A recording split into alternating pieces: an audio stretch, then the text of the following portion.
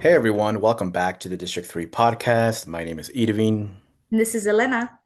We were just talking about how we kind of forgot how to do this. It's been a good minute since myself and Elena have both been on the podcast. How have you been, Elena?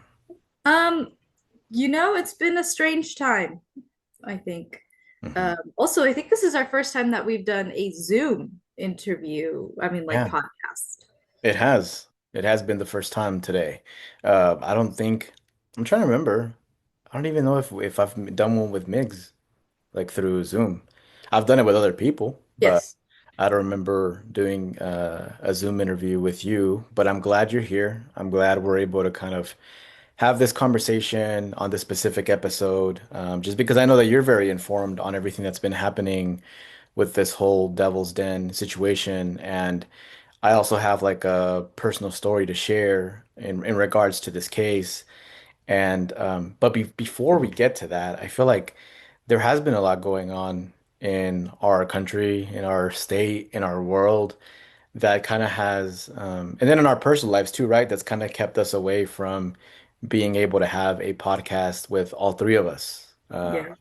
But hopefully soon, when things start dying down, we can have a in-person interview yourself, myself, Migs, and a guest. But in the meantime, as I recover from this ACL surgery, as you can see, I have my crutches right behind me over here that I think I've Good graduated from them. actor. I think I've graduated from them where I only have to, I'm only still using them to not put too much pressure on my foot after the ACL surgery, but I'm able to walk without them now. And hopefully in the next 3 days, I'm able to fully walk without any problem. But that's also put a stop to just me being able to record. There's different places that we're looking at to record at in the near Yeah. future.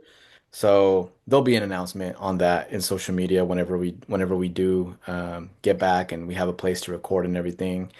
And but yeah, I'm really interested in having this conversation with you about the Devil's Den situation. I'm pretty sure by now, if you're listening to this episode, you have heard of the situation with the two people that were murdered at Devil's Den last month. It was last month, right? I think it It was was like, at the end of July. nowadays it feels like these days go by so fast. They do. And we just started the month of August. It's getting a little chilly over here in Arkansas, little by Yeah. little. When Uh, is this going to be released? this week, actually. So So August 6th, I believe. August 6th, Wednesday. Okay. Yes. So And the time that we're speaking about this, it's August 3rd, 4th. August 4th. And there could be some sort of update Yeah. by law enforcement within this time period. And then maybe we'll have the capacity to be able to update this episode in case there's a major update on the situation. But can we just maybe Elena, if you can just start talking a little bit about what exactly has happened for the folks that have not heard of the situation on Devil's Den. Maybe they're not from Arkansas, because I feel like if you're from Arkansas, you've heard about it, right? Yeah. And even So, people around the country have. just to start off with, Devil's Den is a very popular hiking spot that's about probably anywhere from 30 to 45 minutes from where we're located here in the Fayetteville Springdale area.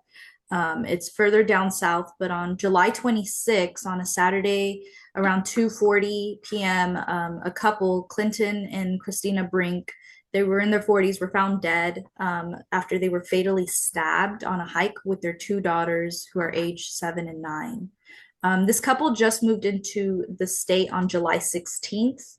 And, it took a while for police to say anything.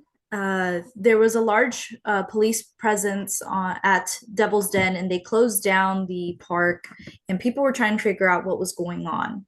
No one was saying anything. The police were refusing to talk, and they were refusing to release anything. So it was kind of like, what's going on? People were very confused. And it wasn't until the next day that police released the identities of the couple, and they started asking people, hey, if you have any pictures of this day, if you took any, video footage in that area, please check it and look for this type of car. They just said a black sedan looking car with the license plates covered up with duct tape. And they also released a sketch on the July 28th. So 2 days after the couple were found dead, they released the sketch of this person. And I would say that the police were very um, they weren't releasing things in a quickly manner. I thought, as a resident, kind of like, hey, why didn't they release this at this time? And I also felt like there was a lot of misinformation that was being shared because they weren't answering questions, misinformation regarding the daughters, right? Like, were the daughters okay? Were the daughters also hurt? Was the mom okay? There was many rumors going around that um, that the mom left the dad and then took the kids, and then that the daughters helped fight. It was just a bunch of misinformation being shared. And it wasn't until 2 days later that they showed a sketch of the person. And I remember looking at the sketch and being like, one, why did this take so long?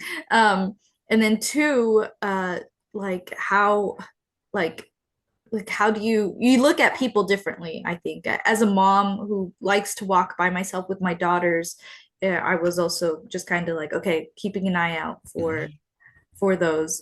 The sketch, I feel like, too, was kind of scary. Like, the guy's eyes stood out to me. Yeah. um and I don't know, what did you were you keeping up to the point where you remember seeing the sketch of the man? Yeah, I think like kind of like what you said, right? For us, it's a little bit more personal because we live here. Hmm. Like we live a few miles away from Devil's Den. We've gone to Devil's Den. We've hiked at Devil's Den. And a lot of us see that place as a place of like peace and it just makes us feel good to be able to walk, to see the beautiful nature at Devil's Den, even though it has that creepy name, Devil's Den, right?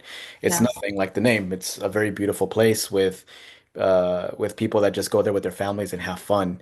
So the And fact, also, I mean, just the area being a hiking area, we have so many areas that we hike in general in Northwest Arkansas, yeah. right? Not just Devil's Den, and having someone die during a hike with their daughters in broad daylight could Yeah, have been anyone.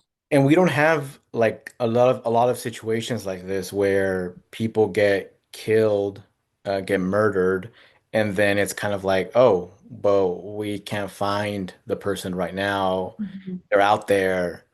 Uh, in this case, like we don't know if the individual was just waiting for someone or like was waiting to kill someone, all right? Like we didn't know if it was like a personal situation.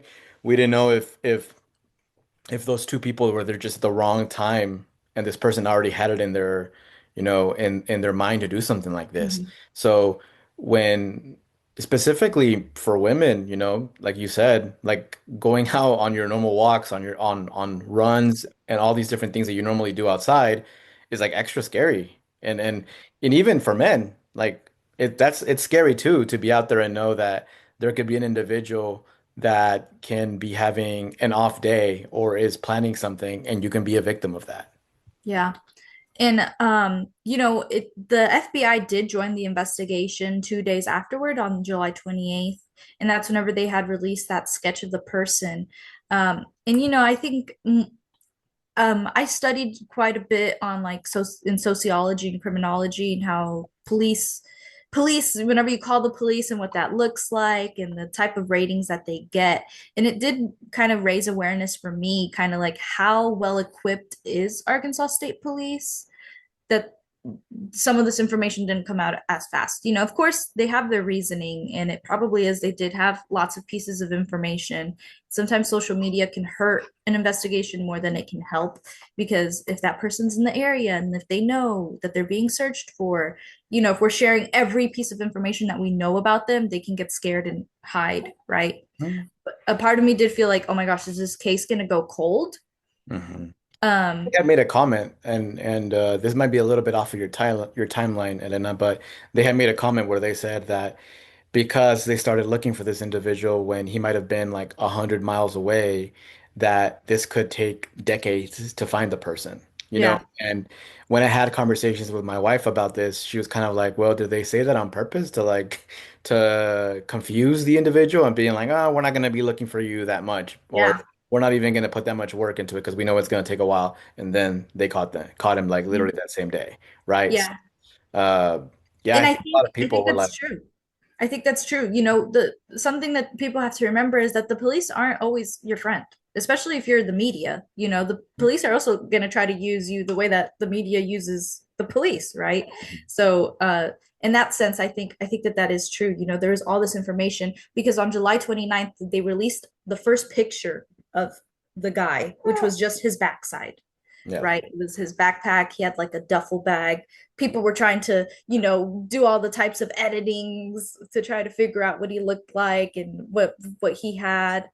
Um, and you know, whenever I first saw that picture of his back, I was just kind of like, oh my goodness, like, um, you know, it's just weird to think someone could have taken a picture of a murderer right before or after, right?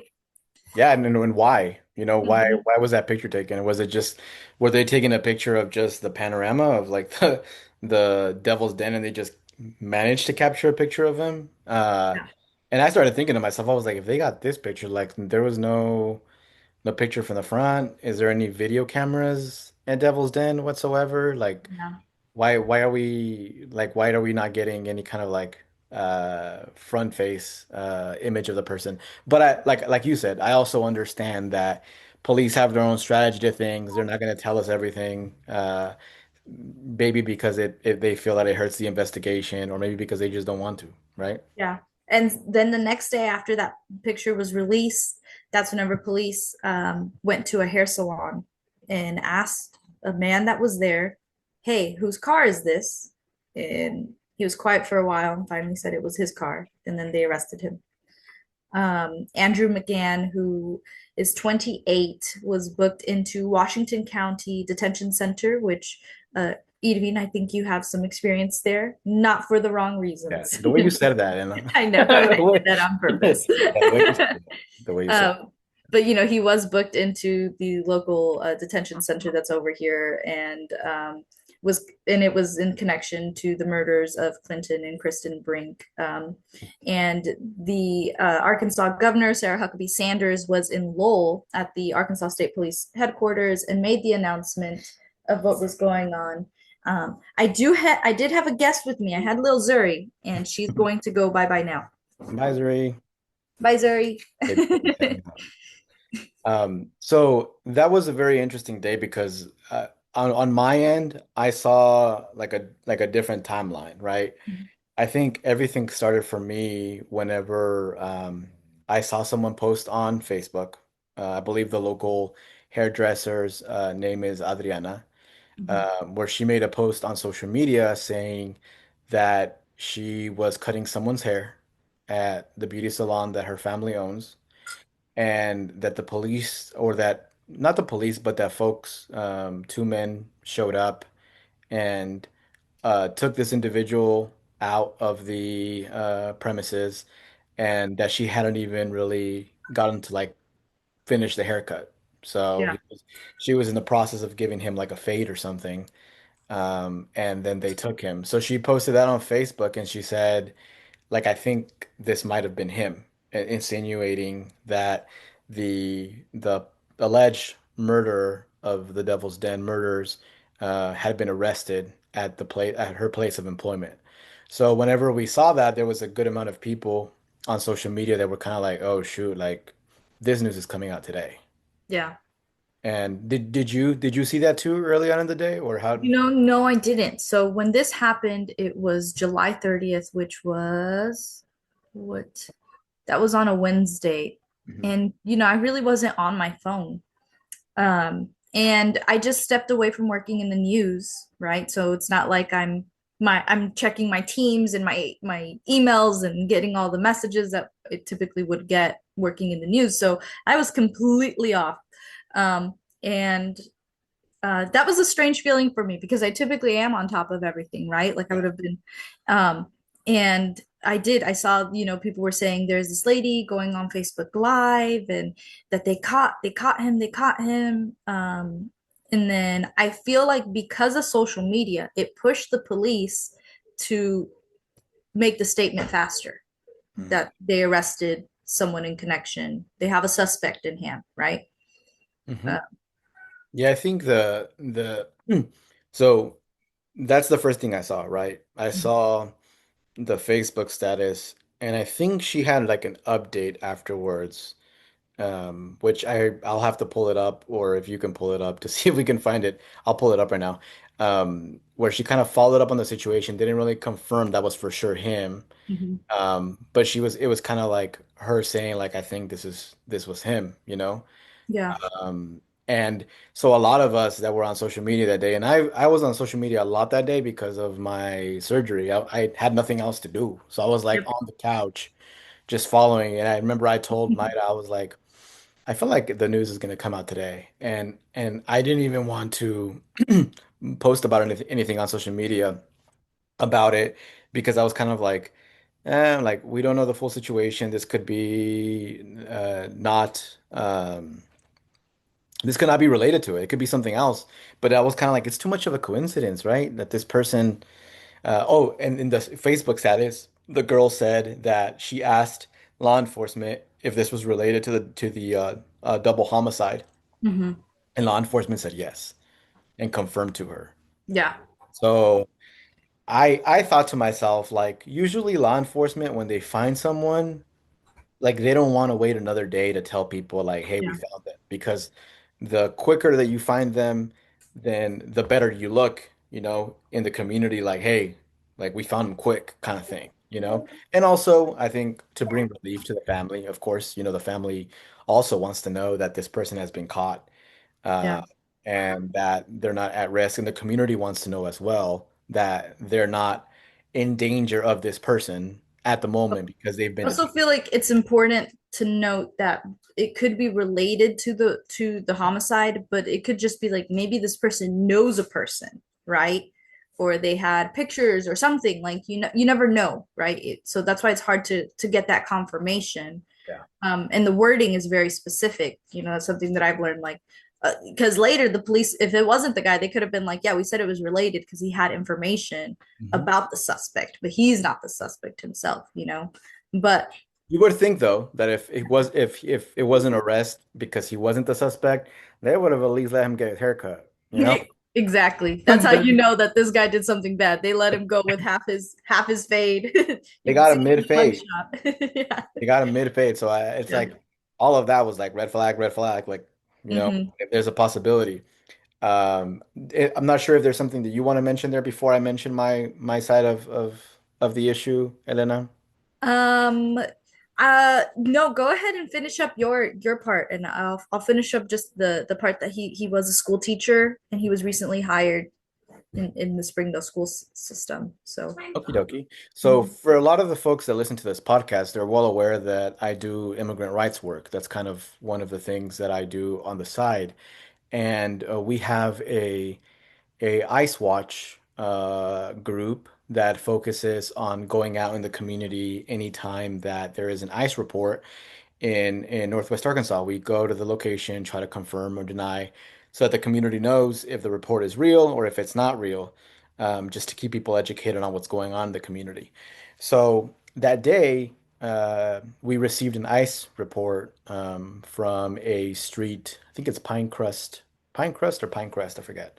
Street, where there was multiple law enforcement agencies. And when we receive those reports, that's normally what it is. There's different agencies there, whether it be in the police, state troopers, because state troopers are working, with ICE now.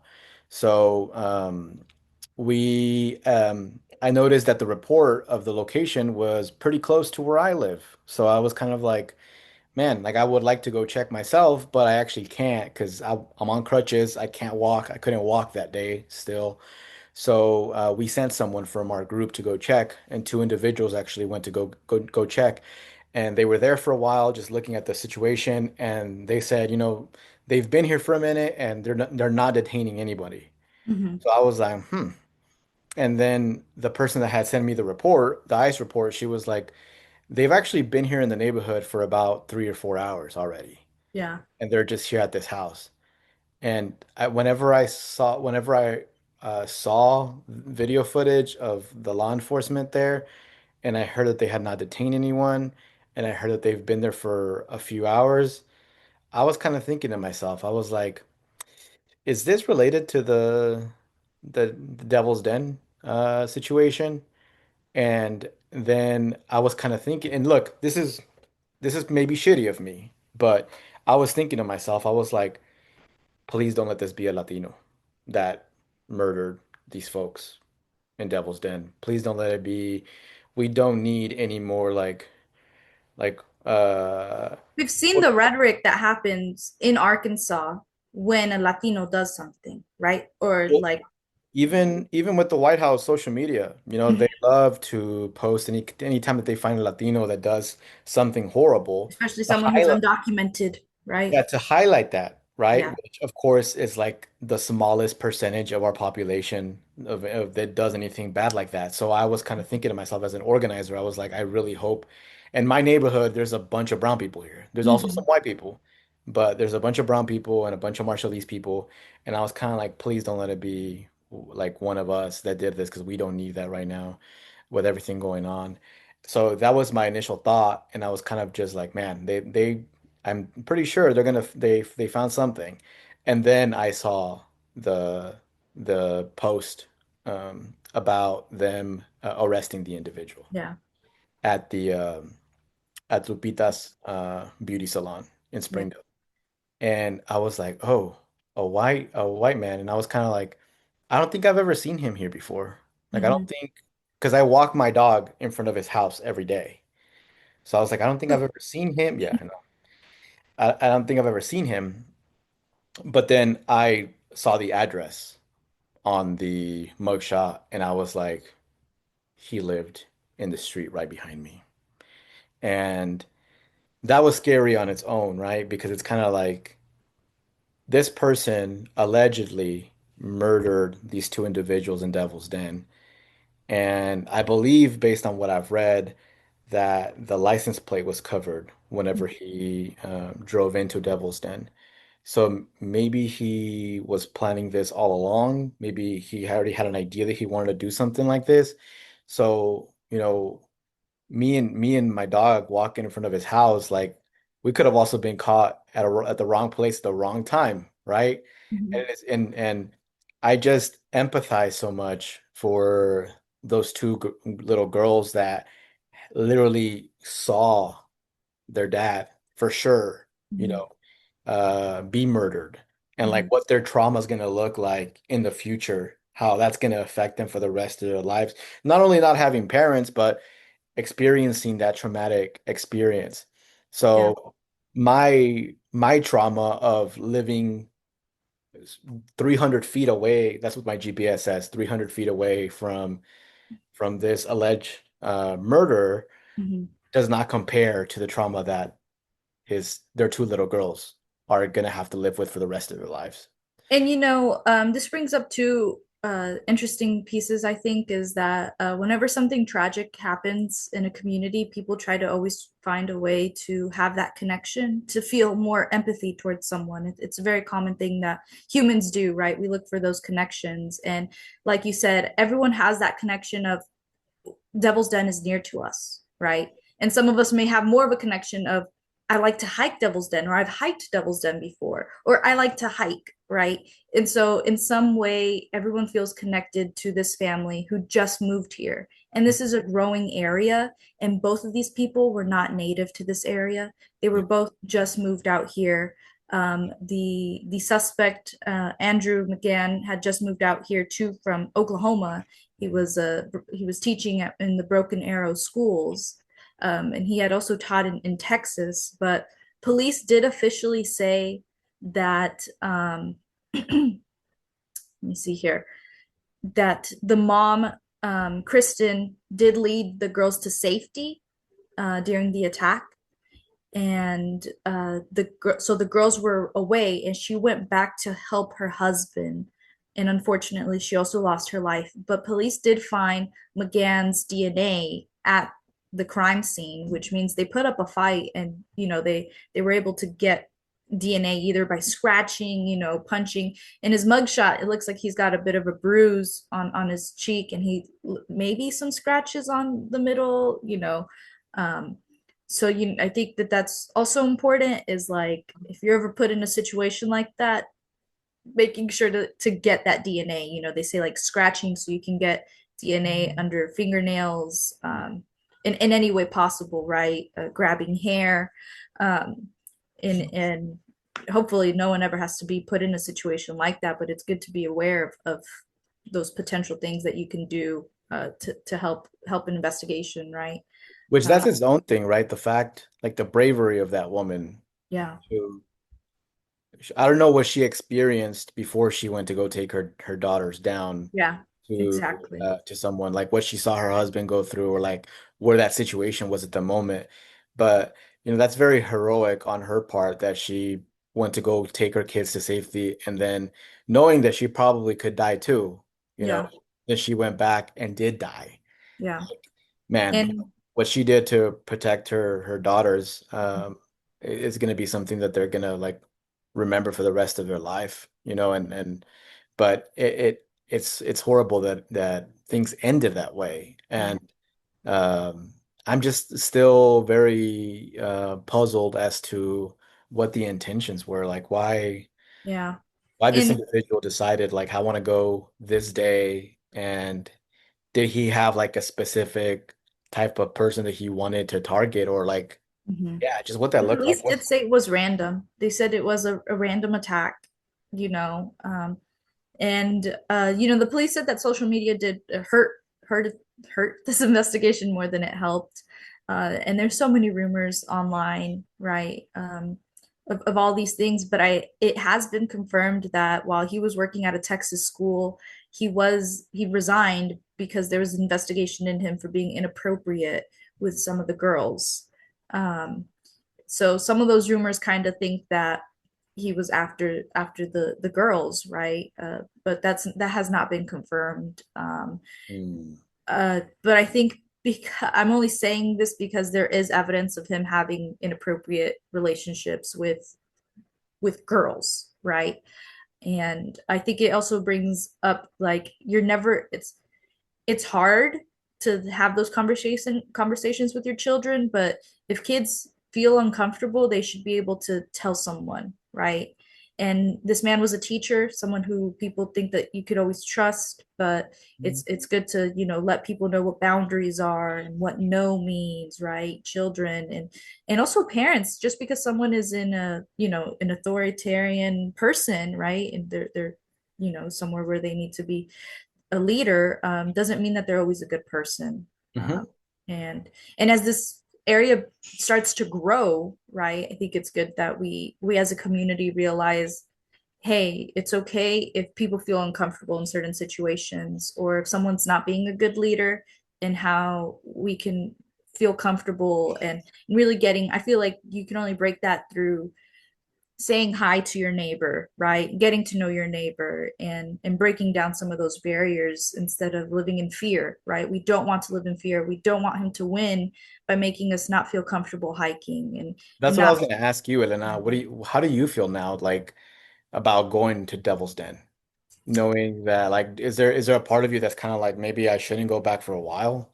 Um, so I personally I'm a pretty aware person, but being 5 months postpartum, I do notice that sometimes my brain is not always thinking about protecting in a larger situation, if that makes sense, right? Like I'm more focused on my children right now in front of me, right? Compared to looking around me and my surroundings, which is harder. It's harder for me to go out sometimes because I do realize, like, oh man, like I'm not more self aware. I like to be with Jasper, and Jasper has like looked into information about how attacks kind of happen on families and even how people choose to attack children, right? Like in any sorts of form, right? Psychologically, sexually, any of that. And they typically look at the father, right? So if the father looks like a weak person, then or if there's no father present, then they feel like they can go and take advantage of those people. Yeah. So, I don't think I'll be hiking without Jasper for a little bit. Or if I do, like, just having a good like route kind of, I do if I do go out and I'm doing something, make sure to tell the girls like, hey, if anything happens, you guys know where we parked, right? I always like, try to keep them aware of like, hey, where did we park, right? How do we lock the doors, making sure that they're aware of those things. But I don't try to frighten them. I don't try to say, oh, well, if this and this happens, it's just for them to be more aware. And like, if anything does happen, I know that they know how to get back to where they need to Mhm. be. Yeah. Um, I hate that it's this way though, that it's yeah, making us now think extra. I know me personally, like if I ever go hike, I'm gonna take a knife with me. yeah. Just because I want to, in case something were to happen, I also want to have something on me. I don't think I'll ever get to the point where I'll walk with a gun or anything like that. I don't think we should do that, but I I, also like to hike in smaller public areas like Tanyard Creek in Bella Vista. Mhm. That's my favorite. It's really small. There's always lots of people, and it's like you can see everything, right? You can kind of see the trail. You can kind of see up. You can look down. It's more visually like, I can see better in that situation. That's kind of what I try to try to do if I am going out. And we do our normal stuff like Lake Fayetteville and around the Greenway. Um, and there are some places where you're kind of like, this spot is a little sketchy, right? And especially out here in Fayetteville, there has been a couple attacks. It's been a couple years, but on women who are on the Greenway. yeah, So, yeah. it's That and then like I think that murder from I forgot if it was like the late 80s or early 90s, the Melissa Witt murder. oh yeah, I think that one was also done at one like something similar to Devil's Den, like in that yeah, area, like they found the body there. And that case specifically, they've never been able to confirm for sure who was the murder. It's kind of like people are aware that in those areas, like doing stuff in those areas might be a little bit more difficult to find someone. But that was also like decades ago, right? Nowadays with social media, all of us taking pictures, like you're probably more likely to get caught nowadays than you were in the late in the 80s or the 80s. 90s, you Yeah. know? And I bet you this individual, when they saw that news saying that this might take decades, they're probably like, okay, like I'm safe. let me go get a haircut then. Let me go get a fade, Yeah. and that was like the biggest mistake he ever did, you know? And not only that, but like when he went to the beauty salon, he didn't want to write his name down, which is also Yeah. a red flag, Yeah. right? You're kind of like, what? Dude, come on, at least write your name down if you're, but he wasn't thinking. And then he also didn't want his haircut on the front all the way up. He wanted like to keep his like facial features covered, which is Yep. also a red flag, right? Yeah. So and all these different things, and then they found blood in his car too. So it's like this guy Yeah. not even thinking. Yeah, they found blood in his car, and I believe he also admitted he confessed Hmm. to police, according to court documents, that he did do this. So Yeah. it's a sad time in the community, but I also feel like we can't let hate and evilness win, right? Uh, and by doing that, it's by meeting our neighbors and being more loving and kind and being there for one another because we all feel connected to this. A lot of people feel like it really could have been any of us, right? Whether you're a neighbor, whether you wanted to go out that day, it was a beautiful Saturday morning and the I weather's had a been neighbor great. who actually told me that it was I forgot if it was her birthday or her child's birthday, and they were planning to go to Devil's Den that day. Yeah, And she was kind of like, wow, like yeah, the little decisions that you make in life sometimes can probably be a lifesaver, yep, you know? But reiterating what you said, yeah, not letting the fear control us and stopping us from doing something is yeah, important.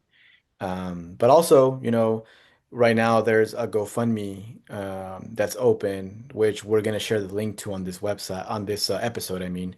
So if you want to make a donation to the family and help them, get through this very difficult situation, that's a double funeral. Funerals are expensive. These two daughters will be without parents for the rest of their lives. So there's different things that are going to cost money to cover. yeah. And So school's about to start and they just moved out here, so they're in a new spot. So yeah, the dad was supposed to start a job as like a milk delivery man, I mhm. believe, in Fayetteville. Yeah. So it's just so tragic, the fact that, not only this happened, but just what the girls have to live for. get to live with for the rest of their lives. Yeah. But one thing that you can do as people that are listening to this episode is donate to that GoFundMe, share it on your social media as well. We're gonna post it on our socials. Any final words, Elena, for the end of this episode that you'd like to share? I would just say just be careful with all the media that you consume, right? I think there's a lot of misinformation, and it's kind of hard whenever police are trying to do an investigation like this. But at the end of the day, we really don't know what goes on behind the scenes. So it's better just to be, more aware and to kind of place some trust into the hands of them because I feel like maybe the guy could have been caught faster. Who knows? Everything happened the way that it did. But just, whenever something like this happens, we're not investigators, right? We're just internet sleuths, Elena.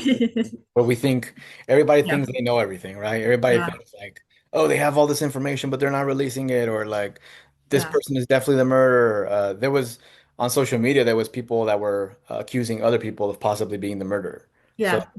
we can't be doing too much of that because we'd be hurting people's reputation. Touch grass, touch grass, touch grass. That's a number right? Like if you feel like you've got the lines going on your wall. No, it's like it's okay. It's okay. I know sometimes we want to be the hero, but sometimes it's not our place. And I feel like we forget that people lost Hmm. a daughter, a son, a mom, a dad, right? Millions of memories, things that we don't even understand, right? Hmm. Um, and so by doing that on social media, we kind of lose touch in that empathy. We think we're being empathetic, but we're really just hurting a lot of Yeah. people, trying Yeah. to force empathy and oh, I'm doing this because I care, because this is my community. Well, no, it's okay. It's not, it's literally not your job, right? There are people who this is their job. And And you don't know what they know. yeah, yeah. And just it's mentally taxing for the people who do have to do it for their job, and to also keep them in your prayers because they also had to go Mhm. through a lot, and it is a lot when it comes to death and all of that. So Yeah, so we definitely send our condolences to the Brink family, and send positive energies to anybody that's been working on this case and the individuals in the media covering it as well, like you said. yeah. But yeah, once again, donate to the GoFundMe. The link will be on the episode description, and we'll also be sharing the GoFundMe on our social media. Yeah, let's not let fear take over us in regards to what we want to do, whether that be hiking, whether that be running at the park, always with caution, right? Because there's still dangers out there. Yeah. It's important to acknowledge that, but let's maybe this is an opportunity for us to look out for each other a little bit more. So, but for everybody listening, that was the end of this episode. My name is Irvin, This is Elena. and we'll catch you all next week.